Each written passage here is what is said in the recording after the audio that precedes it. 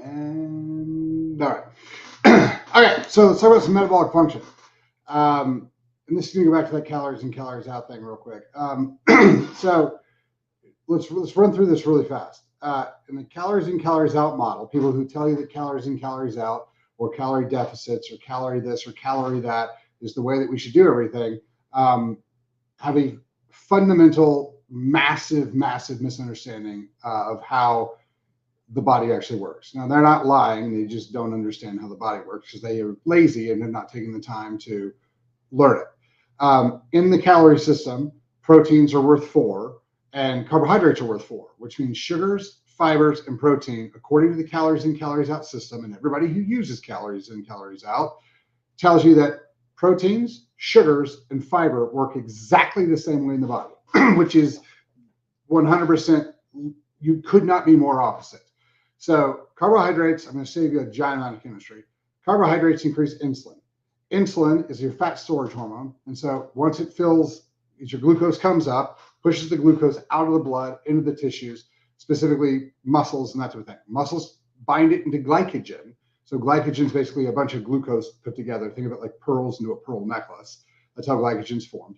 And then after the rest of it cycles back to the liver converts, because of the insulin, converts all of that extra sugar and whatnot into fat. It also stores, the fat that you have floating around is fat as well. So insulin, think of it as your fat storage hormone. Insulin will also keep the body from burning fat. I'll walk through that in a second.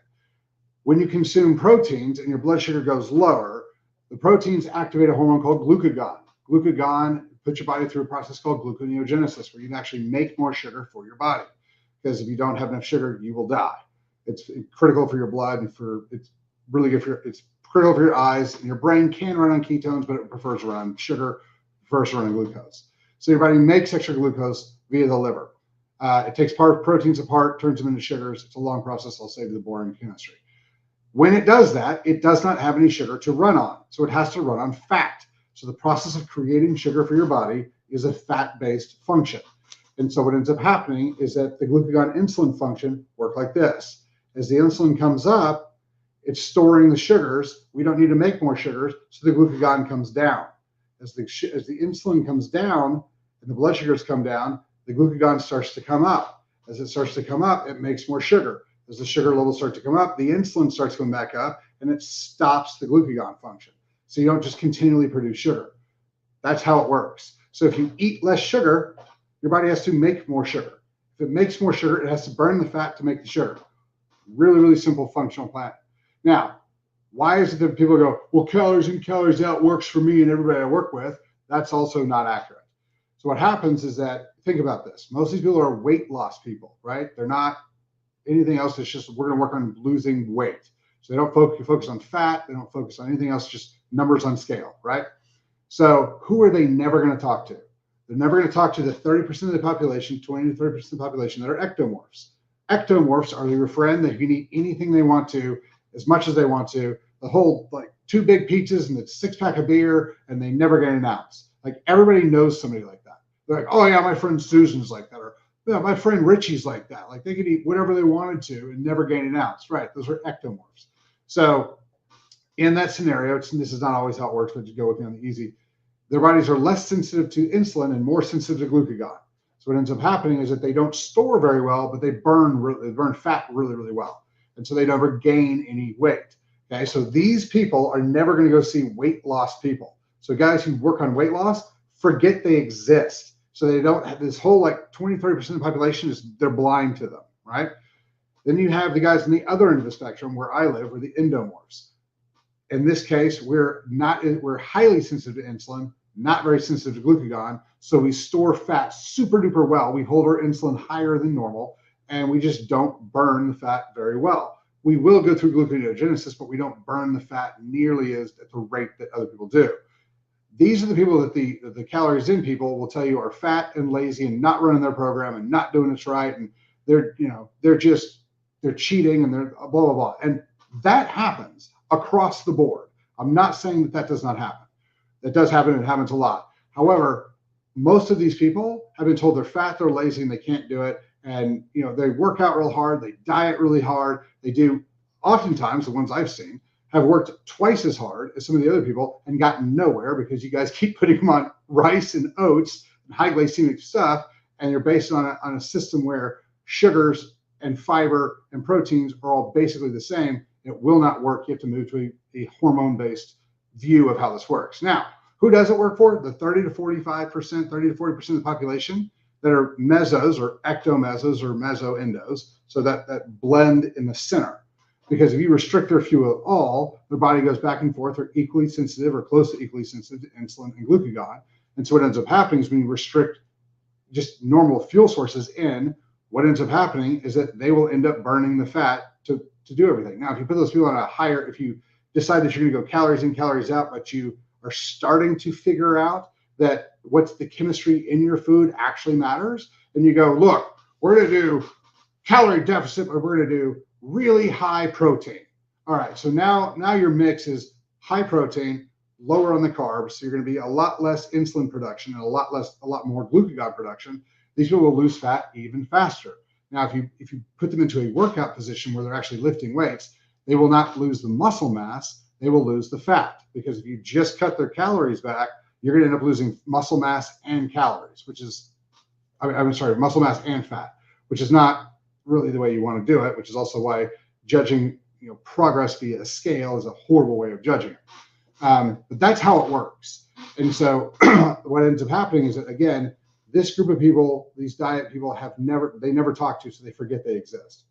The fat people, they've decided that they're just cheaters and liars and they're not running their system properly because their system's perfect. And then the 30 to 45% of the population that they see, actually, the calories thing actually works for. So that's what's going on. So if you're one of the people who can't gain weight and you've eaten lots and lots of calories, it's most likely the chemistry of your body that's keeping you from doing that.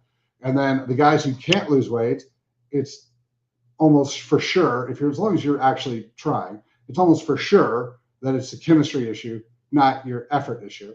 Because I've taken guys who didn't even work that hard, changed their diet, and they were able to lose fat. So now the cool thing is that, like I talk about this all the time, the ROI. Once they start losing the fat and they realize this isn't that hard, and they come back and they're like, hey, I don't mean kind of doing the thing, because like I incorporated like a little bit of what you said, but not all of it. And like I lost some weight. Like, what happens if I double down? And then those guys do great because they've always wanted it, but they've always been told they're fat, they're lazy, and they can't do it. So they've had these mental pathways projected into them over and over and over again. And every time they went to a calories diet, it didn't work. And so they're just like, I'm broken. I can't do it. I guess I'm just a failure and I'm broken. No, the system you were using was broken. So what ends up happening is that those guys just go crazy. They're like, I finally found a system that works, and I can eat all these great foods, and I can work out, and I feel amazing. And so they actually start making pretty solid change. So that's always fun. But if you're one of those guys who either can't gain weight, or you can't lose the fat, it's a chemistry issue. It's a hormone issue. It's not a calories issue. Now, 100%, the amount you take in matters tremendously. And so I'll walk people through like how to read the macros and how to do everything, and how to choose food A over food B, and that type of thing, how to replace it. Because typically what I'll do is, like I say, bring me your 10 favorite foods and the 10 foods you never want to eat again, and I'll build a diet out of it that'll help you lose fat. And people go, okay, it's cookies and chocolates and it's pizza and it's breads and these sort of things. Fine. All we got to do is just reset the chemistry and you're fine. So, again, it's a hormonal function. Fasting works really, really well, but you have to get into it properly. And you also have to understand that when you fast, the macro function, the fats, the proteins, and the carbohydrates, well, the fats and the carbs aren't really that big of a deal because your body makes those. Your body makes cholesterol, so it can run on that. It makes sugar, so it can run on that. All you have to do is make sure the methylated B vitamins, the omega-3 fatty acids, the CoQ10, like the things your body needs functionally to work, are there. And so, supplementation helps out quite a bit. But a lot of times when you move even these big guys into a fat oxidizing state, they're not that hungry anymore. And so a lot of times what will happen is once people get their diet ready and their diet going, they'll be like, hey, how important is breakfast to you? And I hear this is just so funny, because the same response was, oh, I love breakfast food. I'm like, okay, sorry, not what I meant. I go, how important is the meal? And they're like, oh, lots of times I just eat it because I'm supposed to, because it's the most important meal of the day. I'm like, well, it's not. So we end up, skip that one. Take your supplements, drink your coffee, drink your tea, drink your water, whatever it is, and just skip that one. And then when you get to lunch, tell me how that one is. And people are often like, oh, I'm ready to eat when I get to lunch. Great, eat lunch. Eat, from the giant plethora of meal options you've got. Eat that, and then we'll see how you are at dinner. And half the time people are like, I'm not that hungry at dinner. I'm like, you don't have to eat that much. So if you want a little bit, eat a little bit. If you don't want to eat it all, don't. And so we have a lot of people who end up, eating one pretty decent sized meal a day, whether it's dinner or lunch or whatever, and then they eat something small here and there. And then all of a sudden it's just like, wow, this is really, really helping. Yeah, the body doesn't need that much food to actually functionally move along. So, it's what are the nutrients that are in it? So it's not really that your body needs calories as much as it needs metabolic chemistry function. So your methylated B vitamins, your omega-3 fatty acids like CoQ10, the chemistry that your body requires to actually function. So that's how a lot of this works. So if you're struggling to gain weight, or you're struggling to lose the fat, then look into the glycemic function. Look into some of the hormonal function around glucagon versus insulin. That's gonna be the place to do it. Find guys like me who have actually taken the time to learn it. I had to learn it because I was an endomorph, and I did the real low calorie thing. I did the got a carb load and got to eat the carbs because the carbs are great. And I actually had a chemistry teacher who told us that fat burns in the flame of carbohydrate, and he was an ectomorph, so that's a fun thing to hear. But yeah, as soon as I figured it out and I was like, oh, this is how it works, and I started changing the chemistry function of the body, that's when I started swapping everything. So like from January to now, I've swapped about 30 pounds of fat for 30 pounds of muscle. So my path was a little bit extreme, but other people have been able to do it. So it's one of those things that at least now that you can kind of know how to play it, it works out quite a bit better. So if you guys are on a calorie system and you're not getting the results you want, you need to start looking at it from a hormonal standpoint, because hormones tell your body what to do.